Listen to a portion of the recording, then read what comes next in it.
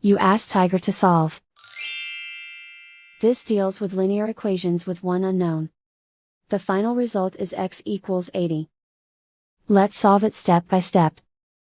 Simplify the expression. Find the greatest common factor of the numerator and denominator. Factor out and cancel the greatest common factor. Swap sides. Isolate the x. Multiply both sides by 100. Group like terms. Multiply the coefficients. Simplify the fraction.